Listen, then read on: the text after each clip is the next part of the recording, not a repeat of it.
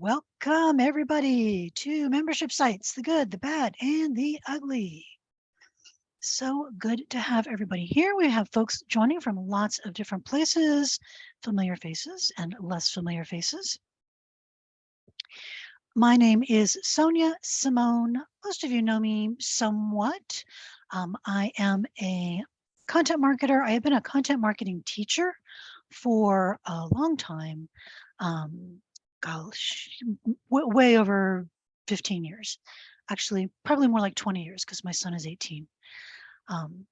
I worked with Copyblogger. I was a founding partner of Copyblogger Media, which is the company that was born from the Copyblogger blog. And I spent about 10 years with Copyblogger. So done a lot of content, done a lot of teaching of content. And today I'm going to talk about a business model I know very well, the membership site. So here's what we're going to do today. We're going to talk about what makes membership so compelling. You know, year after year after year, it stays a cornerstone of digital business. We're going to talk about why. We're going to talk about some of the reasons people keep coming back to membership. Very important, just as important, I'm going to walk through some of the ways it is more challenging than people think it's going to be when they're thinking about jumping in. And then we're going to look at some of the ugly. We're going to look at some of the real red flags, some of the ways membership can get really, really tough. And so we can, avoid those. We are going to explore some alternative ways to work on membership without necessarily like the traditional membership site. And we're going to have plenty of time to ask and answer questions. And for those folks who are here live but might need to duck in and out, I am recording this and we will get this published to YouTube, assuming no drastic tech problems in the next couple of days. It takes a couple of days just to get it all formatted and ready. So let's get it rolling. I want to talk about just what membership is because it takes different forms. So a classic membership site is you have people who join, they generally will get premium content and they generally will get some kind of forum functionality where they can talk to one another. So this can include, sometimes it's called a virtual community. Sometimes it's called a membership site. A mastermind, I would say, falls into this business model. It's just the higher end. Group coaching, a lot of group coaching programs will fall into this. And there are multiple models. I mean, probably at the highest level, I would say a social platform is a membership site. You know, Threads and Blue Sky are membership sites. If you're looking for the common thread, it's a business where you have people who come together and they're part of the value proposition. Part of the reason people are participating in this business is the other people, the other customers or users in the business. So that's membership. And let's talk about some of the things that are great about it. So my experience with membership, I have been, I would say, a digital business owner, solidly speaking, for about 15, 16, 17 years. And my first properly successful digital product, not counting things like copywriting. I've done a lot of copywriting. I have a lot of experience with copywriting and web copywriting. But my first digital product was a membership site. It did really well.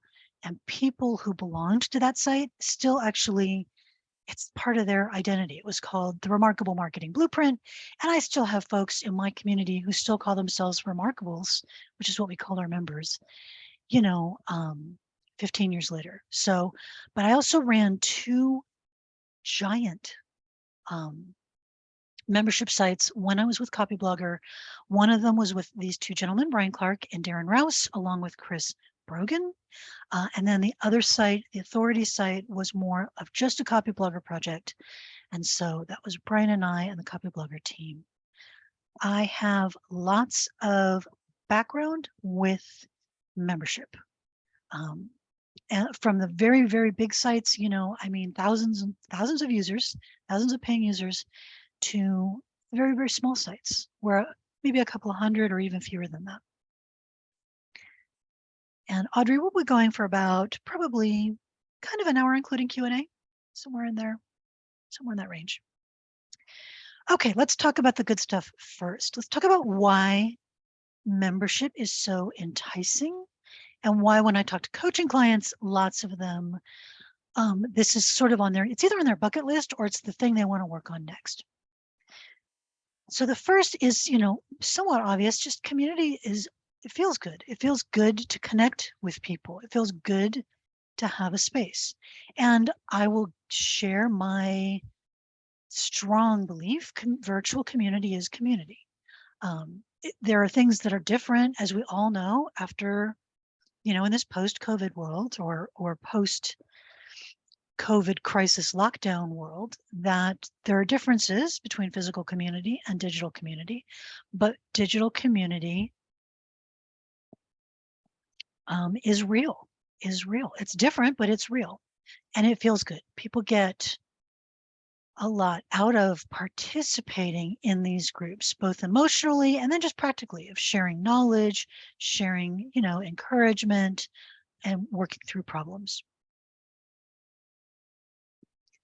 The other one, and this is really, I think, the reason digital business owners always put this one on their list, is that promise of recurring revenue. So the idea that you have, you know, let's say you have 200 people and they're going to pay you $100 a month. And they're going to do that this month, and then they're going to do it again next month, and then they're going to do it again next month. And the implication is the revenue keeps coming in, but I don't have to keep selling. So I sell it once and then the revenue keeps coming. We're going to talk about that because it is really a lot more complicated than that. And so if that's your primary reason, you definitely want to go in with your eyes open about how that really works.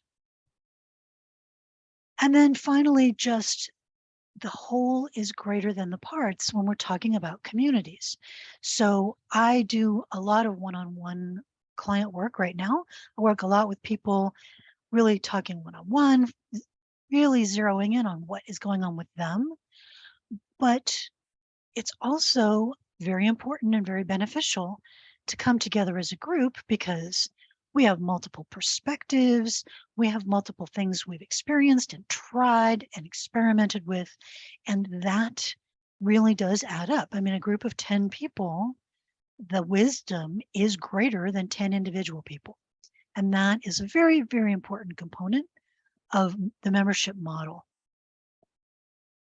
So that's the good. There's a lot of good, and I don't want you to ever think I don't acknowledge that. But I think most people are here to find out where are my potential pitfalls so I can plan for them or work around them. So that was the good. Let's talk about the bad, or just the challenging. Not necessarily bad, but can be an issue if you're not prepared. And I kind of hinted at this a little bit before. You really need to market community a lot. Now, I will tell you, this is going to be a platform agnostic presentation. I do not represent a membership site platform, which makes me different from a lot of people giving you content about membership sites. So there's some people with very well selling business books about membership sites, and they also have community, you know, platform options for you. And the folks who market the platforms kind of make the insinuation that this is something that people will want to buy, so it's not that hard to sell.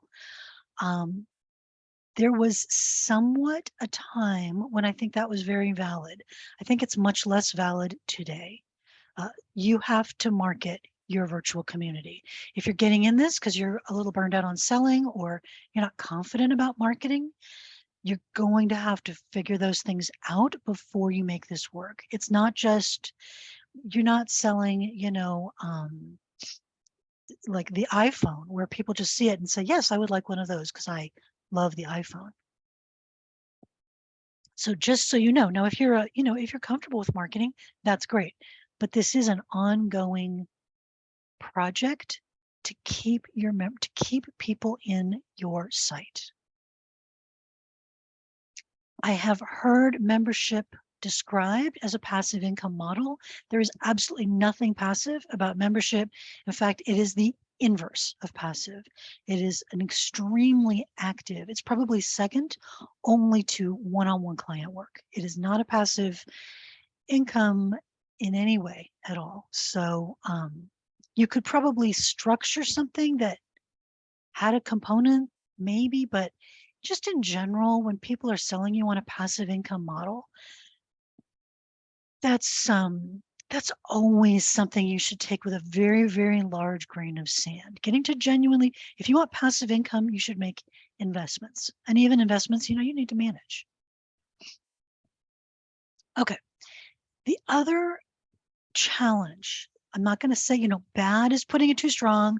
We only said the good, the bad, and the ugly because it made me smile with the spaghetti Western reference, but it is definitely a challenge. And it's one of your challenges as a creator of a membership site. People need a solid reason to keep showing up, not just to keep giving you money, but to keep participating, because the whole is greater than the sum of the parts. Your people need to be there. They need to come in. They need to have a good reason to keep signing up, to keep giving you money, and to keep showing up and being good citizens of the community. And that is on you to provide those reasons. And there are different ways people do it. Most people do it with recurring content. There can be other ways to go, but that's the most common way that people do it. So I want to talk a little bit about this recurring idea. And if you really think about it, there's two assumptions we make when we say, I want a membership community because I want recurring revenue. The first is, what I will offer is going to be so good that somebody would have to be crazy to quit. They would just have to be crazy. They're definitely going to keep showing up. Now, I love this optimism. I love this passion, but just realize that your own passion for this site is not going to necessarily be matched by your users and your community. We have to be passionate, we have to believe, we have to love it, but that's a very different thing from them feeling that feeling. So that's one assumption. Or the other assumption, frankly, is, well, people will kind of forget that it was on their credit card, and so then they'll just keep paying even though they didn't mean to. It's unspoken, but it's in the back of a lot of people's heads when they think about membership. That's a terrible thing when your people forget that you are charging them. That leads to all kinds of issues with, people with returns and chargebacks and bad feelings, and it's not good for your business. So you definitely would not want that. So I want you to think about recurring revenue and this reality of churn.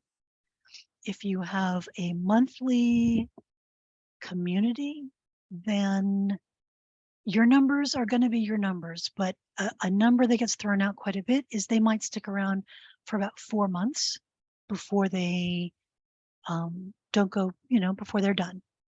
Now, some people that number is 4 years, and some people that number is 4 days. So it's really variable. That's definitely not a yardstick you should use to measure. It's just a number we can use for purposes of figuring out what we want to do with this business model.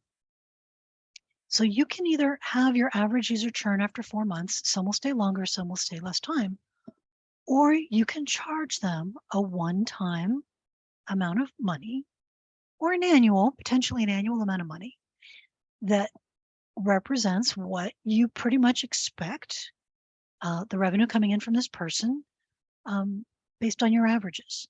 And maybe you would set that at 5 months or 6 months if you want to be a little ambitious.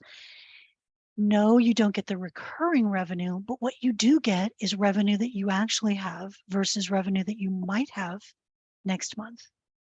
And so we love that promise of recurring revenue, but really think about in your business, there are a lot of advantages to going ahead and getting the commitment up front. Also, if people have a commitment up front, it does make it a little easier for them to say, I want to make sure I'm getting the most out of this. I will say, if they sign up for 6 months, they're not just going to show up because they signed up for 6 months. You really need mechanisms in your community to bring people in, to have things for them to do, to have things for them to participate in.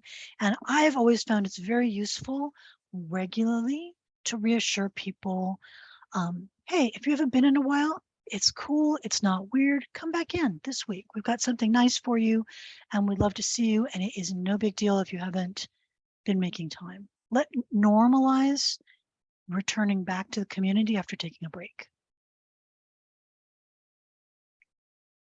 The other issue with membership sites, and this is more true, it's always been somewhat true, but it's more true now, is that for your members, for your customers, it feels like another thing to do.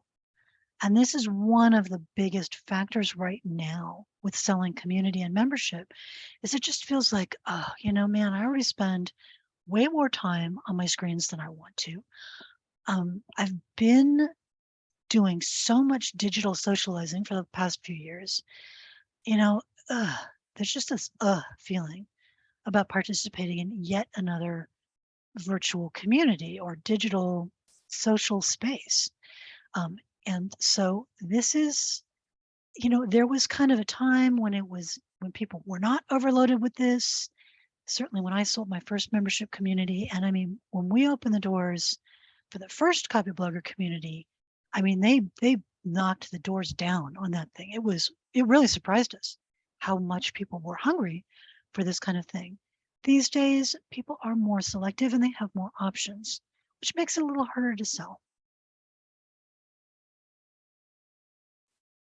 So those are some of the challenges that maybe somebody who wants you to buy their platform software may not have, necessarily been highlighting, or they might have been putting a good spin on it. They're all very surmountable if you're coming at it in the right place, if you're the right kind of business owner and that's what you like to do in your business. You just need to know what the pros and cons are. Now I want to talk again with the background of having led communities with thousands of members, with having run multiple, at least 4, and I have a feeling I'm missing one, digital communities of different sizes and at different scales. I'm going to talk about some of the places these can really create problems for you as an owner and create problems for your business, so that we can all avoid, the pitfalls. The first one is, and this is why I think it's very important that this is platform agnostic. And I'm not trying to tell you to buy this platform or that, or, this teaching software or anything else. Platforms are tricky. They're all tricky. None of them is exactly the perfect thing. They all have quirks. They all have some things that they don't do well. You can stitch a few different tools together, which is often a great solution. But then in that case, you're also dividing people to some degree. Well, I want you to go here for this and there for that. As your business matures, that starts to get cluttered. Platforms are just tricky. The other real issue with platforms is, and this has been an issue for a long time, where to actually get people together is hard because people don't agree on where they want to spend their time. So for a long time, even when we didn't like it, Facebook groups were the standard. If you had a membership component in your business, the odds were really good you ran it on Facebook because people were going to Facebook anyway. And so it was easy for them to just come by your group, come in, share, spread some love, answer some questions, be valuable, and then go on with their day. These days, there's a lot more people than there ever used to be who simply don't do Facebook for one of multiple reasons, right? There are some other big platforms that offer groups. If you are business to business, I think the LinkedIn group is a little bit underappreciated. It's a platform that's relatively drama free. No social platform is 100% drama free, but LinkedIn tends to have less, shenanigans going on. It's a place where if you have an audience that goes to LinkedIn, they're on LinkedIn 4 or 5 days a week. It's easy for them to just swing by the group, participate, and then go out. And it is totally legit to have a private group on LinkedIn. They don't have a problem with it. And it's not hard to set up. So that's an option if you have B2B audience. Slack is one that I have used. Nobody loves it, but a lot of business people do use it. So ideally, you want something that's in part of somebody's daily routine already. There is a good platform called Circle, and a fair number of people are using it for communities. And so, over time, people will kind of get like more and more people get in the habit of using Circle. It's very much like the old fax machine. You have to have enough people using it for it to be a good tool. It's just innately part of it. So there are good platforms, there are good tools, but in my experience, none of them is quite as good as you think it is when you sign up for it. They've all got issues. Sometimes it's complexity, sometimes it's limited functionality, sometimes it's both. And platforms are going to be part of your life if you have a community. So make sure either you're good with that or you have somebody who's good with that stuff.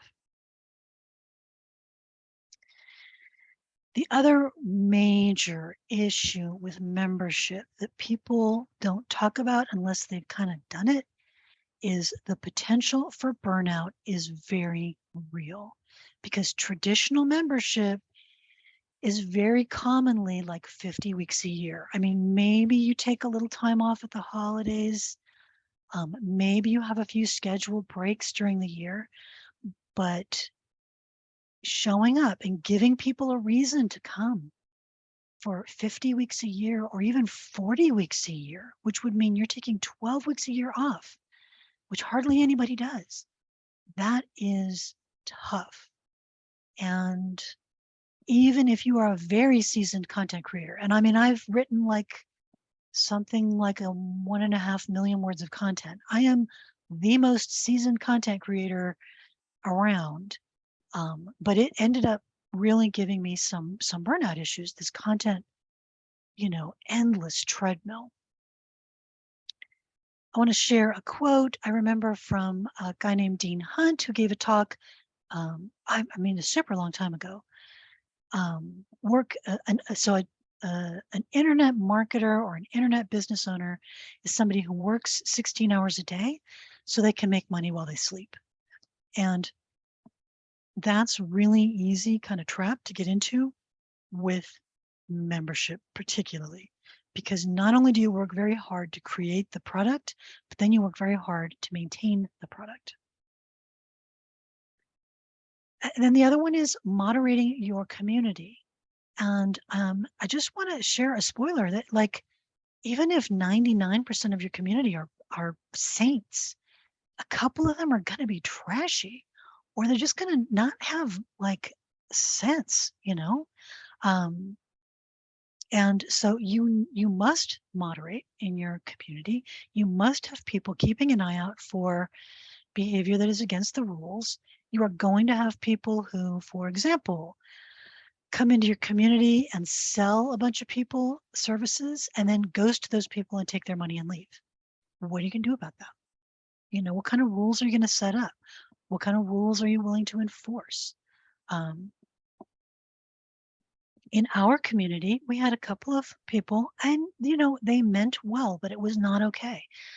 We had a couple of guys in their early 20s, single guys without families, who were very successful, and they were finger wagging at primarily women who had family responsibilities and who were like, I didn't make much progress this week because I have an 18-month-old and a newborn, and I'm also taking care of my mom. And they were like, that's just an excuse. And my mom was a single mom, and, she would say that was an excuse. Okay, not okay. Trashy behavior. Completely unacceptable, not your lane, not your place to talk about. But there are other communities that would have been welcome feedback, right? Your community is going to it's going to be driven by your values, the values of the people who come there. So you must moderate. And it's not only about people coming in and doing something obvious, like sharing something not safe for work or something. It gets much more complex, and it takes a lot of emotional energy to moderate a community you care about. So you're going to have to think about that. And no matter how great you are, there are going to be some flame ups.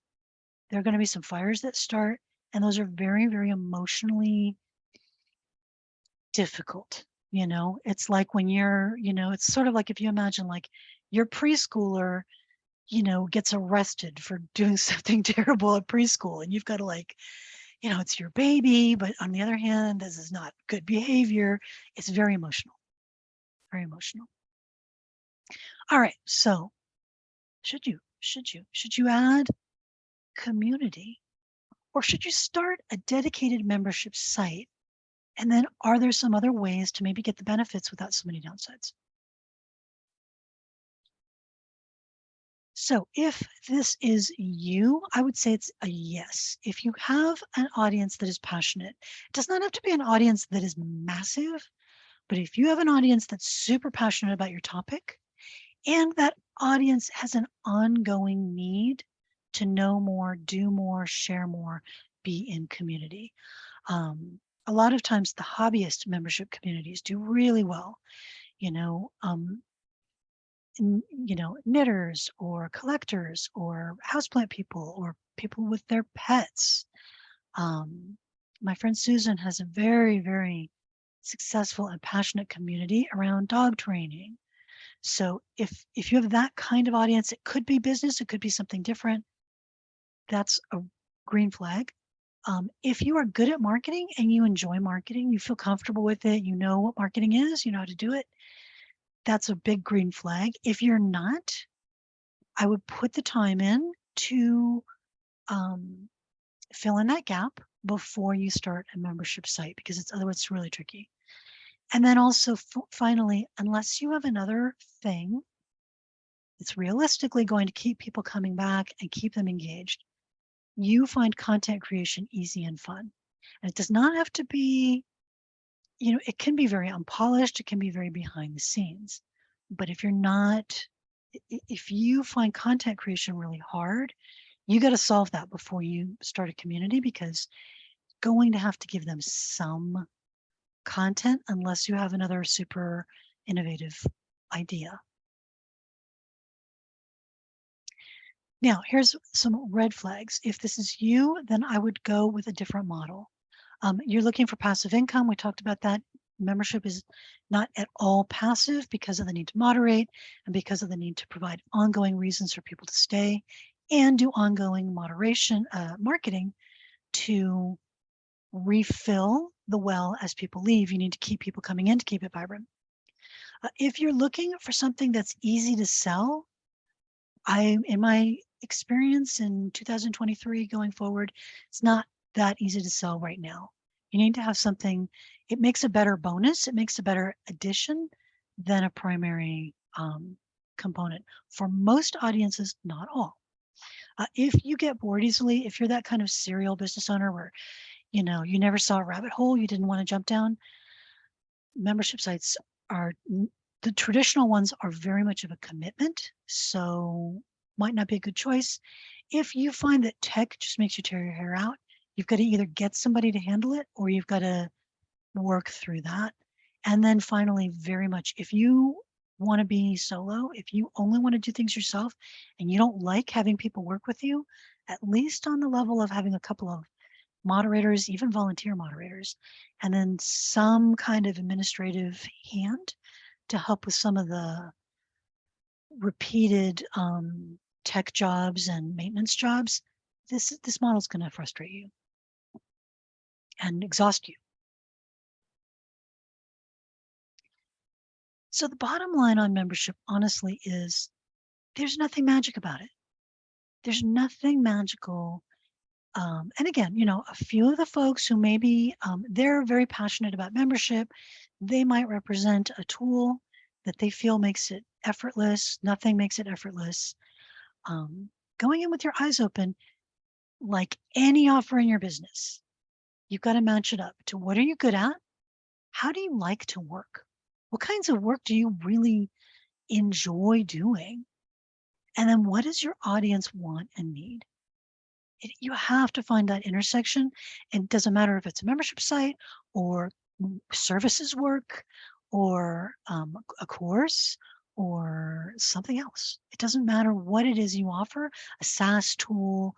It doesn't matter what you're offering. You have to find this intersection or it's not going to work. So there's nothing magic about membership. It's not the right answer for every business at all. It's a great answer for some businesses. It's a wonderful. It's been the right answer for me many times at different times in my business. So I want to talk about options and then we're going to have time for questions. The first option with a membership site to mitigate a lot of these downsides is to have a limited time or what I call a pop-up membership.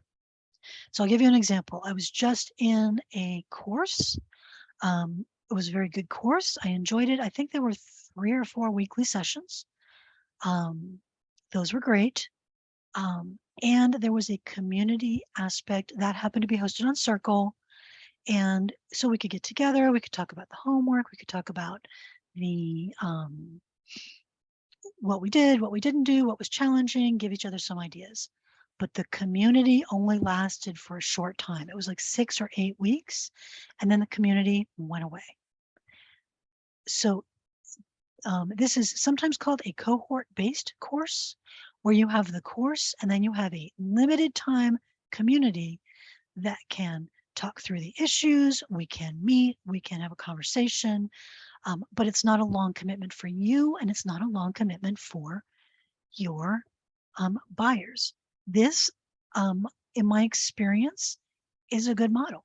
You still have to have all the other things in place. It still has to be something your audience wants and wants to pay money for and all the things, but it mitigates a lot of that burnout and grind of the more classic membership.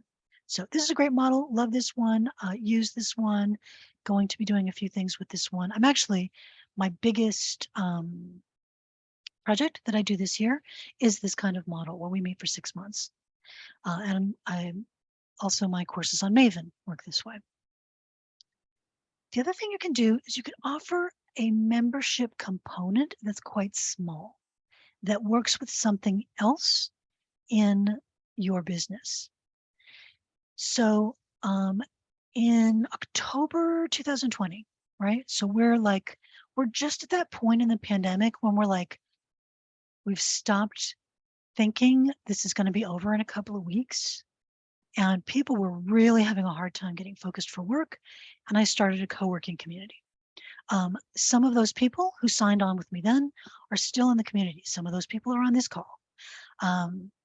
And at first, it was a little more traditional. It had more content. It had workshops. We did workshops kind of regularly.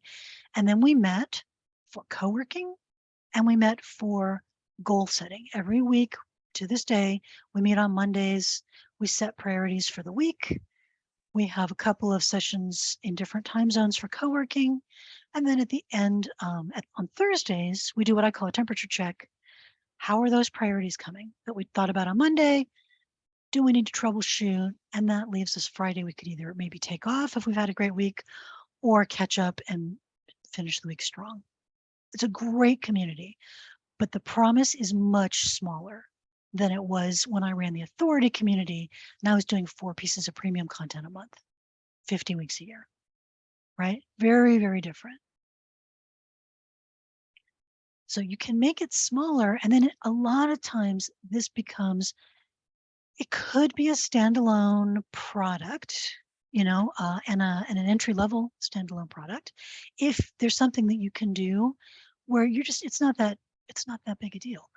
Patreon, I would say, in a lot of ways, can function this way. And it can be a good, I think Patreon is an interesting model. Or it can be a bonus. So you might have right now my coaching clients who sign on with me, my folks who sign on for a more in-depth course, they get access to that community as part of making that larger commitment to a bigger offer. So that's a really good model and I like it and it lets you experiment. So definitely something to play with. And then finally, you could team up. So if you are, and I love this from Karen, I think you've just saved me from taking on a big project. Seeing the unseen and the pitfalls has opened my eyes. Probably not the time right now. Yeah, because we have options. We really do have options. And that's what I want to make sure people see. I'm not trying to de-influence you on membership, but I am trying to let us go into it with eyes open. So one of the things about that little community I have that's really been fun and cool is I have 2 business partners. I have one in Australia and I have one in Norway. So that lets us cover, both of those business partners also have different strengths. So that lets us cover different time zones. My North American folks can do sessions in the evenings because they do the Australian sessions. And my European folks, the Norwegian folks, they can come if they're night owls. They will often drop by for a co-working session with me or a goal setting session with me because mine are in the morning in kind of midday North America. So you can team up with people who are good at different things. If you're a great community person, but you're not necessarily a marketer, you might pair with somebody who has a good audience, but they don't have the time or the patience to do all this touchy-feely people stuff. So there's lots of ways we can partner with other people and contribute our strengths without having to carry the whole thing ourselves. And if you want to drop a question in, we will have time for questions. Fred has a good one. So good. I'm not sure, Fred, I don't understand your question, but that's cool.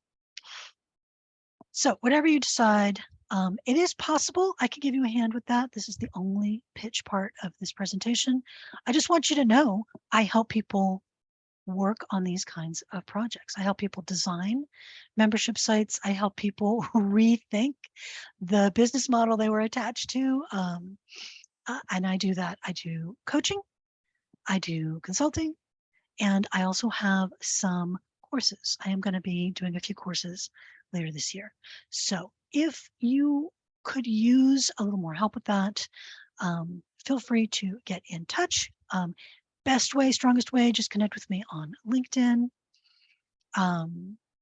Just find me, Sonia Simone, very easy to find me on LinkedIn. I'm quite active there. I have a newsletter there. You can also go to unlockyourwords.com if you would like to get on my email list, get some thoughts about being more productive as a self-directed creative business person, all free. And honestly, I have lots of good stuff. So let's talk about some questions, and I'm going to just take a look here and see what we've got. Okay.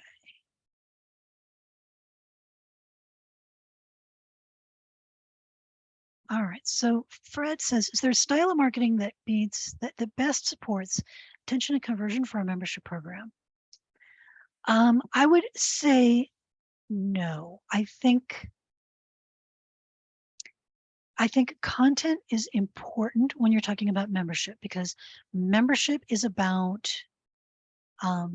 values and trust, and content is a very good way to demonstrate values and trust. So a podcast would be an excellent way to support membership, but it's definitely not the only way. I've seen people really, so let me just think about who I know who's really doing an amazing job with membership. They generally have a very strong social media component, and then they also have a very strong content channel.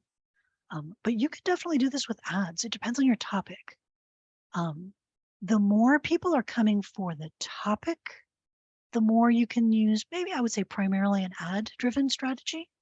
with some follow-on content, the more people are coming for the vibe or they're coming for you, the more important social paired with content and email are going to be. But I gotta say, I mean, you could use YouTube ads to build membership. You can use a lot of things to build membership. So I don't think there's one particular approach. I'm going to have a bias to social and content because that's what I do. But there are other people who are brilliant at ads. And I mean, I have a friend who that's what she does. She's known for Facebook uh, ads. That's what she's great at. And that's how she fills her programs. So I think it's very dependent on what you're good at and what you've put the time into. Oh, this is a good one from Lizette. How do you manage non-paying clients? This is one good thing about membership, and it's an important part of a tool. Membership clients pay upfront. Now, a thing that will happen if you have content in your community is people will pay you. They will download all the stuff in the archive or whatever, all the bonuses, and then they will ask for a refund. And then if you don't give them a refund, they may try and do a chargeback. So I honestly think you can do it two ways. You can either say, if you're having trouble selling it, you're going to, or, if you're not just like, if people are not just champing at the bit to get it, then you say, no refunds, but it's month to month. So try it for the first month. And then if you don't like it and you paid annual, I'll give you your money back minus 1 month, but get paid up front. But one of the more important things that a tool does for you is it manages if somebody's credit card bounces, it shuts the door on that person. It changes the lock so they can't get in. And that is an important piece. That's why we pay for platforms, is because they can manage things. People's credit card expires or bounces or they whatever. Lots of things happen.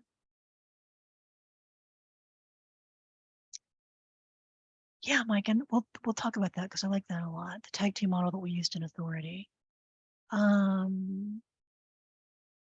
Where is the best location to find emerging leaders in your experience? Emerging leaders, in what arena? I mean, emerging political leaders, emerging business leaders, emerging what kind of topic? This is a great one. How do I start a membership site for fiction readers as a writer?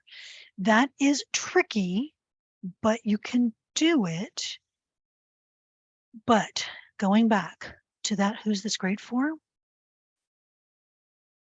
They have to be really, really passionate. So I'm just speaking from you know what? Let me turn on my camera. Turn off your camera, all if you don't want to be on camera, just so we have faces to names. Okay, I'm going to show the video panel. I'm going to speak to you. How do I start a membership site for fiction readers as a writer? I'm going to speak to you from my own limited imagination. I know a lot of fiction writers. I don't know many who could pull this off, but I think it's possible. A couple of ways. One, I think it would be important to be very niche. And I would think it'd be important to be very niche about something that people are very passionate about. So I'm gonna make it up. I could see you doing it for people who like to write stories about Star Trek, right? There's a massive community. And in fact, I think there probably are multiple sites like this where people like to write science fiction stories about their favorite characters, and they're so passionate, they'll pay to be in a community with other people, and they'll pay for the privacy. One of the things people pay for in membership is privacy. So it could be for people who want to learn how to write erotica. It could be for people who want to read erotica. It could be, you could do it for romance. I could see it working. The other way that it would work is they'd have to love the writer. Brandon Sanderson could pull it off. But if you're Brandon Sanderson, you just write another book and make another $1 million. So you'd have to be able to provide some content they can't get somewhere else, and then some benefit to the private community where they can meet like-minded people and share. Now, there are many readers, fiction readers, who want to become writers or who want to experiment or just share their writing. And so I would probably go that venue, but it's up to your imagination because, you know, fiction is an amazing topic. There is, you know, speaking of alternative models, I think Substack has some potential and Patreon has some potential for that kind of model, where you're taking a passionate community, you've got the platform. It's not necessarily your $1 million internet cash machine model, but it could be a really good model.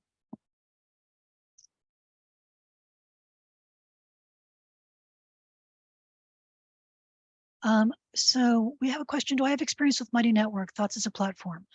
I have not used it. I know people who use it who think it's very good. The biggest challenge with Circle, Mighty Network, there's a couple of them out there, is getting people to go. So, and that's where you need that carrot of the content to get people to go. I haven't heard anything bad about it, but I couldn't tell you because I don't know. So emerging leaders, how do you find emerging leaders in leadership and management? You find emerging leaders by showing up in places where their topic is being discussed. Leadership and management, you're probably talking about LinkedIn. But you could be talking about Instagram. You could be talking about Blue Sky. You know, there's a lot of places where that's one of your first tasks as a marketer is find out. You don't know your people until you know where they spend time, and then spend time there. There's not a shortcut. You gotta ask around. You gotta do the Google searches, follow some, go to some big places like Facebook and Instagram, follow some people, and then find out where are they hanging out, what are they doing. That is a piece of homework. You can't.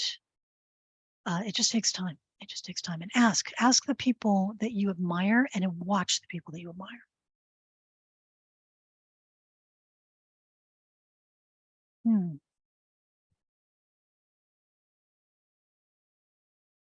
I'm just reading Adam's question. Okay, good. All right, this is a really good one from Adam.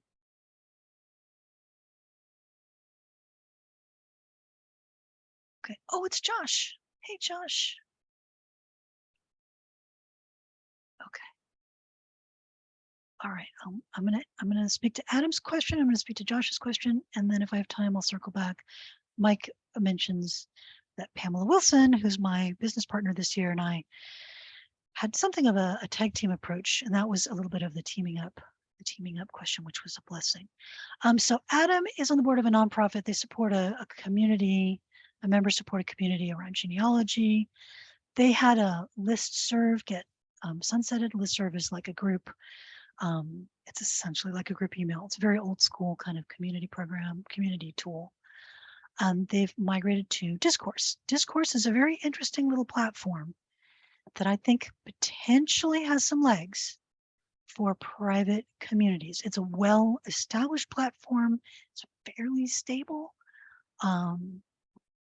So not Discourse, Discord. Thinking about Discord. Discourse community, probably not on Discord, but Discord is a good platform, or maybe a good platform. So they started small, they're going slow. A lot of their user community is 60 plus, makes sense. Marketing resources and volunteer time are both precious. Do you have efficient tactics for seeding discussions and encouraging participation to support all users? This is kind of related to Josh's question. Weekly roundup emails, webinar office hours, and other ideas. You will need to experiment a little bit and watch and see what people do, because what works for one does not work for another. But I would say, in my experience, Q&As with the expert are low cognitive load for you, high value to members, and people show up because they want to ask a question. So Q&As are good. And then recurring activities are good. So you could even have, I could see you doing like a little kind of like co-working, but in genealogy, I'm sure there are tasks that people do. Could they do that task together in the digital space? So could people get together and do research, or can you have a thread? Here's my breakthrough this week in putting together my genealogy. So a breakthrough of the week thread. And then it is great to have email people once a week and just say, make sure you check this out and go give them some love. That's part of that moderation. Part of moderation is encouraging people to participate and shining a light when somebody does something cool. So it's work. And the issue a lot of times, for example, you take a thriving community that was on a listserv, the listserv goes away. Now we've got to export that community to a different place. You always lose some, and it takes time for the momentum to build again. It's tricky. So there's, for real community stuff, it takes time. But you can also go small. Like, our little co-working group, we're small but mighty. We don't any given session have a ton of people, but we always take a few minutes before and after, just, how's everybody doing? And people share their wins. We're coming together for co-working or goal setting. So we still get the benefit, even if there's not a lot of interaction. But when people have a question or have something they want to share, then they can bring that, and then that's cool. Asking for wins is another really good one, and asking for challenges. And let me bring that to Josh. Josh and I have known each other for super long time, and so I always love when I see him. Okay, you all have really good questions. Okay, we have a lot of good questions. I'm gonna cap it at Maureen Coenda's question. If you have more questions, throw them to me on LinkedIn, or this will be on YouTube in a couple of days, day or two. Pop them in YouTube comments. So, because I'd love to answer them, but also I know people have stuff they want to get out and do and be and grow. So let's look, y'all. Okay, Adam, that was great. Thank you. Yeah, co-working. Josh, I have a membership site with a program, regular content, direct coaching. Yes. They get a lot of stuff. They do seem to dig it, but they don't interact much with each other as much as I think would be cool. What are your favorite ways to get clients to interact more with each other? Even when I do polls and engagement, it seems like it takes a long time for folks to get comfortable commenting. And even then it's only a few. And Josh, so where are they connecting? Are they on Facebook, or are they doing something else? It's a Mighty network. Okay. And do you do any live? Do you do any like live Q&As and live meetings? Yeah. Okay. Yeah, I could probably do more, because that does seem to.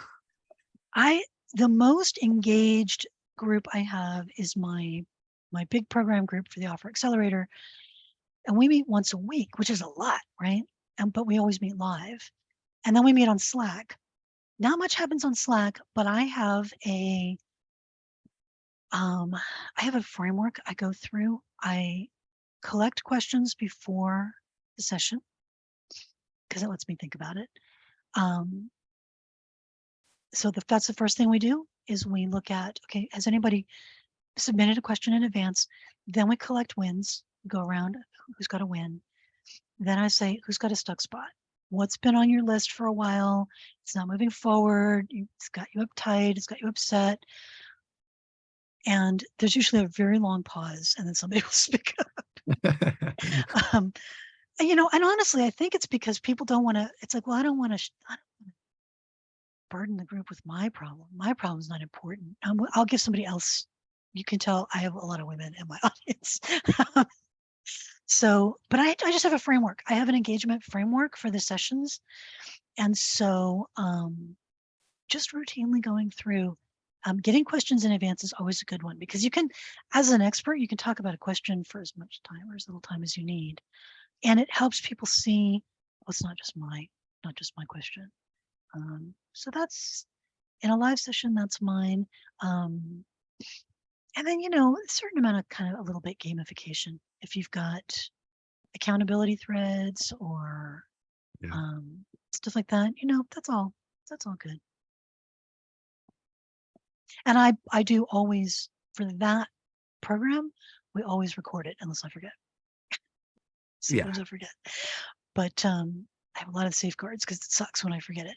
But so that's, yeah, I like that model. I've been really liking it. It's very rewarding, and it's really important for me as the group leader. It's not me thinking of a content topic, creating a piece of writing or an audio or a video and producing it, because that's 20 times more creative work. And that kind of model where you've got a framework for eliciting their concerns is generally more useful because you're just always speaking to something they're worried about. So that's probably the number one thing I've learned Okay. in 15 years of doing this is spend less time creatively packaging what you know and more time just responding to people and where they are right now. 15 years is a long time to learn that lesson. Awesome. Slow Thanks. learner. Lisette says, would it work to sell pop-up memberships to nannies or au pairs who invest in a home-based curriculum and then open the door every 6 months for a 4-month training session? Yep.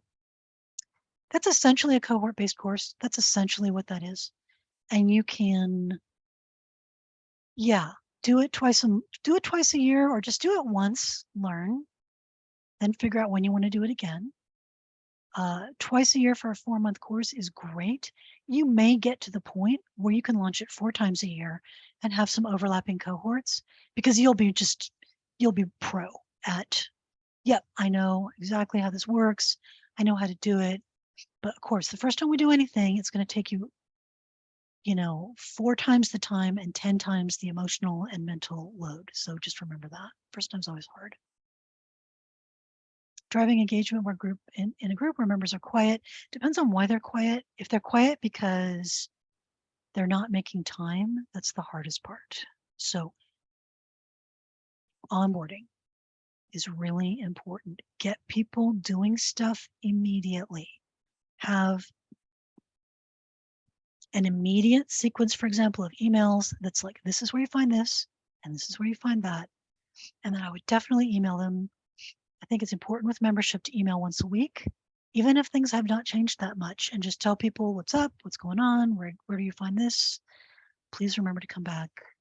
So, and then the other one is what I talked about with Josh, getting those, focusing your content around member questions and stuck spots. And wins. Wins are very important, celebrating the wins. Super, Ronnie. Yeah, please do reach out to me on LinkedIn. That's my business friend's place. Right. Good. All right, so we're going to wrap up with, this is a great question to wrap with. So thank you. And do shoot me a question on LinkedIn, shoot me a question on whatever, Threads. Don't do it on Twitter. I'm hardly on Twitter, and I think it's broken today anyway. Don't do it on Twitter or Facebook because I'm really hardly ever there.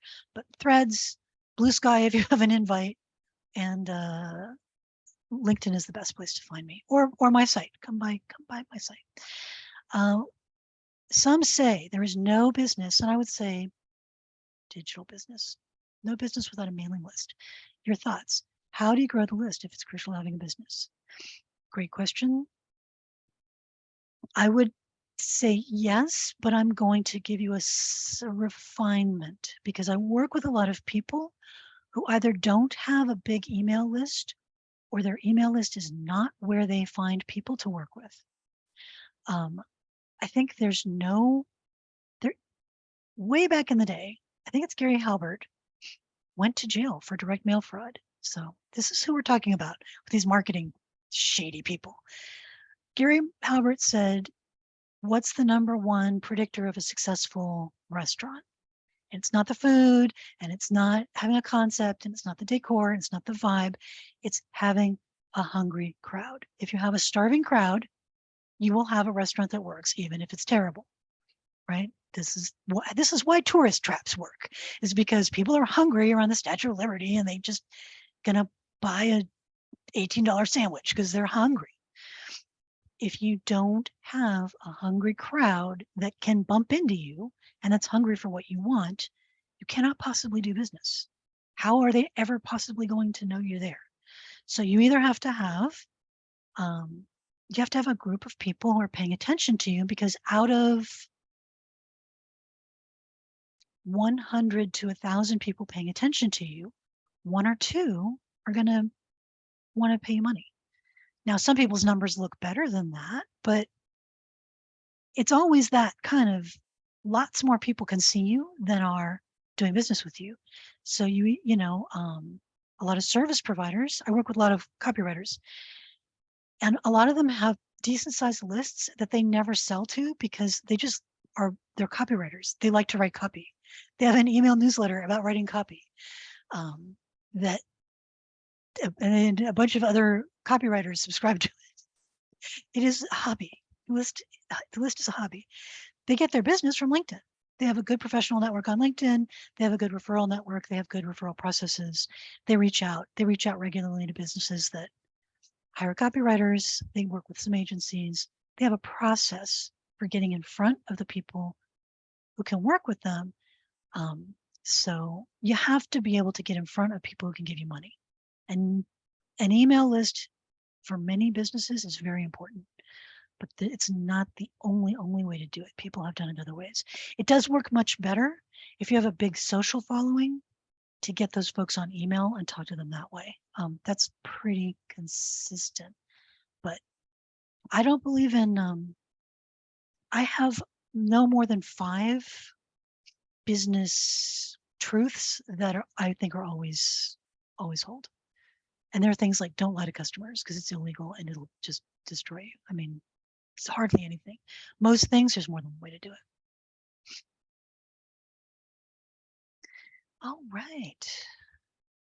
Yeah, questions on fire today. Thank you all. Love that. Oh, and Mike mentioned, and I'll close with this. Yeah, when I was with Copyblogger, the second site we did was the authority site.